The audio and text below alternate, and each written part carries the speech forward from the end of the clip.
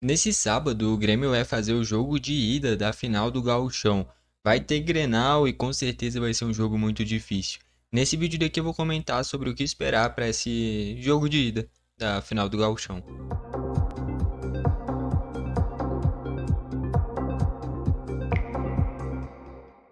Vamos lá então, que nem eu comentei, o jogo vai ser nesse sábado. Vale destacar o horário também, 5h45, não vai ser tão tarde, ainda bem. Tá bom? Eu separei aqui as prováveis escalações, a gente vai começar pelo Grêmio. Já vale destacar o seguinte, eu tô pegando do portal Terra essas prováveis escalações para quem quiser. Tem duas coisas que eu já quero destacar logo aqui no início, tá bom? A primeira, a gente tá colocando o Cuejar como provável, mas ele sentiu uma lesão ao longo da semana e vai o Camilo no lugar dele, tá bom? Daqui a pouco, ao desenrolar dessa provável escalação, eu chego nessa substituição do Camilo para comentar melhor. E a outra é o técnico, né? O Gustavo Quinteiros, ele foi expulso no jogo contra o Juventude, naquela polêmica já na reta final, né? Que ele foi reclamar com o Daronco, o Enio entrou no meio, acabou sobrando um cotovelo dele no Enio e ele foi expulso. Então o técnico vai ser o Leandro de Sábato, que já tinha comandado a equipe. O único jogo que ele comandou à beira do campo, né? Sendo esse cara principal da comissão técnica, tinha sido na vitória contra o Ipiranga, né? Então ele vai ter essa segunda oportunidade no comando do Grêmio, sendo essa cara principal do banco do Grêmio. Começando pelo gol, Thiago Volpe. Uh, Puxa, o negócio trocou sozinho. Thiago Volpe se consolidou já como titular. Eu acho que ninguém mais questiona essa vaga dele. O Grando até começou bem a temporada, mas o Volpe com o tempo se firmou como titular do Grêmio. Foi algo de muitas críticas injustas, e aí eu sempre comentei aqui no canal, ele foi muito injustiçado pela torcida do Grêmio. Ah, Tipo assim, é o que eu comentei em todos os vídeos voltados a ele, tá bom? A gente tem que criticar pelo que o cara fez ou deixou de fazer com a camisa do Grêmio. O que ele fez nos outros clubes, tanto faz, cara. Pode ser que chegue aqui um cara com um status absurdo. Vou usar um exemplo aqui, o Douglas Costa. Chegou com um status absurdo de se tornar possível ídolo do Grêmio. Não deu certo e saiu completamente odiado. E o Jeromel, por exemplo, um cara que chegou sem nenhuma badalação, saiu como um dos maiores ídolos da história do Grêmio. Então, assim, o que passou, passou. E criticar o cara pelo que ele fez ou deixou de fazer por outras equipes, eu acho um erro, tá bom? A gente pode analisar a contratação em aspectos que possam ser bons, aspectos ruins, mas o tanto de crítica que ele teve sem nem ter pisado em campo foi realmente muito injusto, e dentro de campo se provou demais e é hoje uma das grandes lideranças desse time do Grêmio, seja com defesa e também uma liderança técnica, porque é um goleiro que está jogando muito bem e é um recurso dele importantíssimo é, nessa saída de jogo. A linha de defesa com João Pedro, Gustavo Martins, Wagner Leonardo e Lucas Esteves. Aqui a única mudança da última partida e da linha de defesa ideal, na visão do Quinteiros e da comissão técnica, é a saída do Gemerson e a entrada do Gustavo Martins. O João Pedro, o Wagner Leonardo e o Lucas Esteves já haviam jogando e continuam no time. E o Martins no lugar do Gemerson, que foi expulso. Cara, eu não confio no Gemerson, já comentei isso no vídeo passado. Com a expulsão dele ficou ainda mais nítido que realmente não dá pra confiar nele. E o Martins entrou muito bem fazendo um golaço de bicicleta. É um cara que vai com muita moral. É um cara que é muito novo, né, ainda, né? Por mais que já tenha tido experiência, né? Mas no ano passado, por exemplo, a gente não pode esquecer, o Grenal no Couto Pereira ficou 1-0 pro Inter com um gol contra do Gustavo Martins, né? Então nessa amostragem no último Grenal que ele jogou, não foi boa. Mas ele vive um momento bom e vem de um grande jogo, um grande gol contra o Juventude, né? Então vem com muita moral. O restante da linha de defesa é isso daí mesmo. O meio de campo, que nem eu falei, lembrando, isso daqui é só a provável escalação, podem ter mudanças a partir dela. Que nem eu falei, é o Camilo no lugar do Cuejar, que sentiu. E é uma mudança interessante, porque assim, mesmo com o Cuejar 100%, acho que o Camilo tá chegando para beliscar essa vaga dele. É uma comparação que eu vou fazer que nem eu fiz no ano passado, do PP com o Dodge. E aqui, devido às proporções, é a mesma coisa do Cuejar pro Camilo. Por sinal, o Dodge perdeu muito espaço com a camisa do Grêmio, com a chegada do Camilo, né? porque são características parecidas e o Camilo é mais novo, tem uma vitalidade ainda maior, é um preparo físico melhor ainda que o Dodge, então acaba que o Dodge perdeu espaço, assim como o PP, que já saiu pro Vitória. Tanto é que eu acho que muita gente não deve nem mais perceber que o Dodge faz parte do elenco do Grêmio, né? Porque de fato ele perdeu muito espaço. E é a comparação que eu fiz do PP com o Dodge ano passado, que com o tempo o Dodge ia pegar a vaga dele. Pelo caminhar do que os dois vêm jogando, a tendência é que isso ocorra de novo. Só que agora o Camilo pegar a vaga do Cuejar. O Cuejar tem mais nome, o Cuejar tem uma carreira gigante, né? Muito maior do que a do Camilo, até pela idade. Mas dentro de campo, o Camilo dá uma vitalidade muito maior. Tecnicamente, talvez o Cuejar ainda seja melhor. Mas nesse quesito de desarme, de marcação mesmo, intensidade, o Camilo sobra. O Camilo é muito acima da média nesse quesito dedicação. Ele é muito bom desarmador. E inclusive em alguns jogos do Grêmio, teve jogadas originadas a partir de desarmes dele, né? O gol anulado no jogo de ida contra o Juventude, um baita desarme dele também. Para um Grenal, acho que essa entrada do Camilo no lugar do Cuejá pode até ser boa, tá bom? Perde em nome, mas dentro de campo é uma intensidade que é acima da média o Camilo. O Vila Sante e o Cristaldo com dúvida pro Monsalve. Duvido nada o Monsalve e o Cristaldo jogarem juntos de novo, né? Nos dois últimos jogos foi assim. O Monsalve, quando joga pelo meio, rende mais. Mas ele jogando pelo meio, o Cristaldo perde a vaga no time. Eu acho que assim, um fato é, o Monsalve não pode ser reserva. Se ele vai jogar no meio e o Cristaldo vai pro banco, ou se o Cristaldo joga no meio e o Monsalve mais aberto, independente. O fato é, o Monsalve não pode ser reserva. Se ele vai jogar junto com o Cristaldo, ou o Cristaldo vai pro banco, é outros 500. Mas o fato é, o Monsalve não pode ser reserva desse time. É talvez o jogador mais habilidoso do elenco do Grêmio. E o seu jogador mais habilidoso não pode ser reserva. Ainda mais porque o Monsalve é mais jovem, tem um futuro mais promissor até pela idade em relação ao Cristaldo, tá bom? Então assim, o Monsalve não pode ser reserva. Se vai jogar junto com o Cristaldo ou no lugar dele, aí vai da escolha da comissão técnica.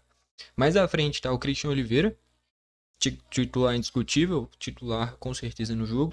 É um início muito bom com a camisa do Grêmio. Estão colocando como dúvida o Amuso ou o Aravena, os dois ainda voltando de lesão.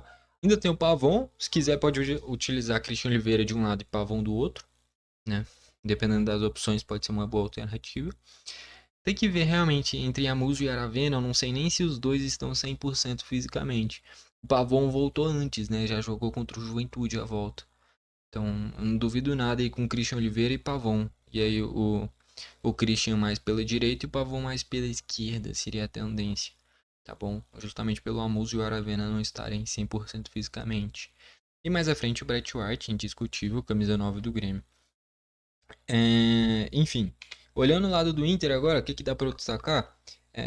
Ao longo do Gauchão, né, o jogo que a gente empatou em 1-1, um Grenal que o Inter foi melhor, por sinal. Na amostragem de clássico que teve até o momento, o Inter jogou melhor, o jogo ficou empatado, mas o Inter tinha sido superior. Só que a gente teve muitas mudanças de lá pra cá. Se a gente olha o time do Grêmio, entrou no time titular aqui: Thiago Volpe, Wagner Leonardo, próprio Gustavo Martins, Lucas Esteves, o Monsalve agora é cada vez mais titular, Christian Oliveira, o Cuejar também não tinha jogado aquele jogo, o Amuso também. Então metade do time é diferente em relação ao menos de 2 meses atrás, né, quando foi o jogo. Então é um Grêmio que já é muito diferente daquele último jogo que o Inter foi superior, né? Acabou ficando no empate, em que a gente deu muita bobeira, né? Abriu o placar num gol de pênalti do Bright White e tomou um empate logo na saída de jogo. E eu já tinha destacado o Antony naquele jogo, né? É um cara que é um goleiro que é muito novo ainda. Não tem muito embasamento do que esperar do Antony. Eu não sei se o torcedor do Inter confia no Antony, por exemplo. Então ali é uma brecha do Inter que é o goleiro, né? O Rocher deve estar machucado. O Ivan, que era o outro goleiro, eu não sei qual a situação dele, né? E tá o Antony como provável. O Aguirre nesse lado direito, Vitão e Vitor Gabriel na dupla de zaga. O Vitor Gabriel também é um cara surgindo só por agora, outro cara que é muito jovem, o Grêmio pode explorar. Só que ao mesmo tempo que eu tô falando que a gente pode explorar o Vitor Gabriel, o Inter pode pensar da mesma forma em explorar o Gustavo Martins, né? Vai dar perspectiva dos dois lados, né? Nesse quesito da idade dos defensores. E o Bernabé pela esquerda, que é sempre um escape ofensivo muito bom, mas o Christian Oliveira pode explorar as costas dele. No meio de campo, o Fernando, que tinha feito o gol no Grenal, é um cara que tem uma bola aérea muito boa. O Bruno Henrique, que tem uma boa chegada à frente, tá colocando o Ronaldo como dúvida no lugar dele. Mas acho que o Bruno Henrique é mais titular. Se não for jogar, vai ser só por lesão. Mas inteiro fisicamente é titular. O Alan Patrick, o meio de criação. O Vitinho, que foi muito bem no duelo contra o Caxias, né? No jogo de ida fez os 2 gols. Muito bom jogador, por sinal, ele fica só até o meio do ano no Inter, né? É um contrato muito curto. Carboneiro, já como titular aqui, como provável, vindo do Racing, né? Cara que a gente tem que ficar bem esperto. E tá colocando o Valência como provável lá na frente. O Valência gera um volume de jogo absurdo, né? A questão é que ele perde muito gol. Mas vamos ver como é que vai ser no Grenal. Vai ser um duelo interessante dele com os defensores do Grêmio. E aí, para fechar, o último destaque aqui, o árbitro, né? Que o Grêmio vem de jogos muito polêmicos. Esse confronto no geral contra o Juventude foi muito polêmico, com erros que mudaram o destino do confronto, né? O pênalti não marcado no Monsalve, o gol anulado do Camilo, 2 lances duvidosos, os dois marcados contra o Grêmio.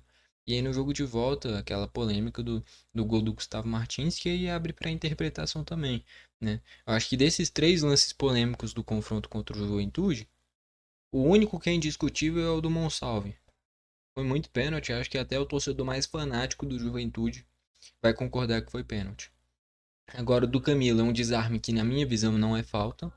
E o do Gustavo Martins, na minha visão, também não seria falta. O Grêmio teria muito mais facilidade no confronto. Pode estar tendo uma certa dose de clubismo na minha análise? Pode. Mas eu realmente acho que foi pênalti no Monsalve. Não acho que tenha sido falta do Camilo. E não acho que foi falta do Gustavo Martins. Se for anular um gol de bicicleta por pé alto, porra, nunca mais vai ter gol de bicicleta. Basicamente você vai estar matando o futebol, né? Um gol tão bonito você querer anular por pé alto é sacanagem, né? Então, assim, não tem como. E o Ramon Abate-Abel é aquele árbitro que tem um certo vício.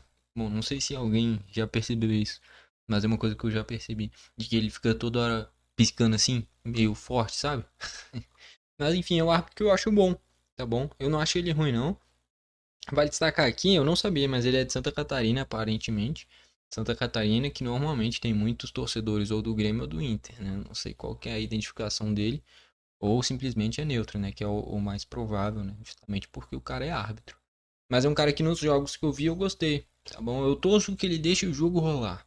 Eu não, eu não gosto daquele árbitro que vai picotando o jogo, qualquer faltinha vai marcando, ainda mais em Grenal, cara.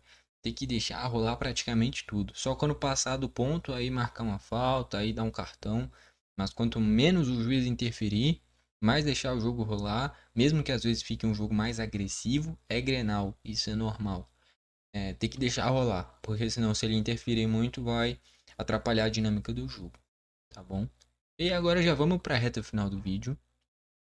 Bom, então deu para passar aqui as prováveis escalações das duas equipes, passar mais ou menos tudo que envolve esse jogo de ida da final do Gauchão.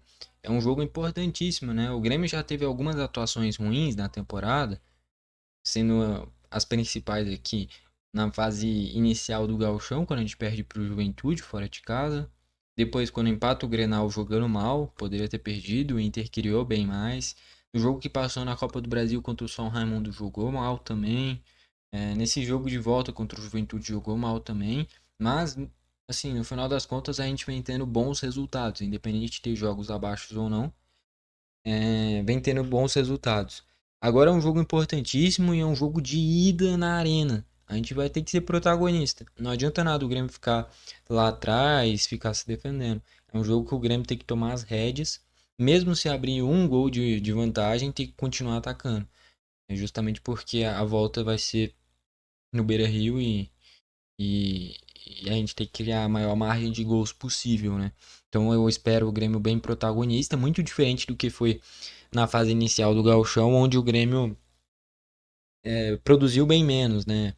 Eu acho que só 6 chutes na partida, o Inter foi bem superior no geral.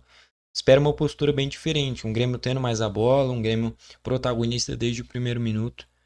De novo, a gente joga em casa, a volta vai ser no Beira-Rio, então o Grêmio tem que criar uma margem já nesse primeiro jogo. E vai ser muito difícil, é um Inter que está encaixado há mais tempo, com o Roger há mais tempo, a base do time é muito parecido com a do ano passado, já a gente mudou quase que o time inteiro. Então o time do Inter é um time mais pronto, mas o Grêmio joga em casa, é um início de trabalho muito bom e tem grandes jogadores. Então dá para confiar na vitória. Em questão de palpite, você já pode colocar o seu palpite pro jogo aí embaixo também, tá bom? Meu palpite para a partida vai ser, cara, eu vou de 2-0 Grêmio, tá bom? 2-0. Os gols da partida vai ser, deixa eu pensar aqui como é que vão ser os gols. Vai ter um do Bright White e vai ter um do Christian Oliveira, tá bom? Bright White e Christian Oliveira os nomes dos gols. E Grêmio 2-0. E se o meu palpite, você pode colocar o seu aí embaixo também, tá bom? No geral vai ser um jogo bem difícil, mas que a gente tem que ser confiante. E a arena vai estar lotada, o jogo vai ser pegado. Nossa, promessa de jogão, tá bom? Gostou do vídeo? Deixa o seu like. Não gostou, deixa o dislike. Não esquece de se inscrever e ativar o sininho para o YouTube te mandar os vídeos novos. Valeu e falou!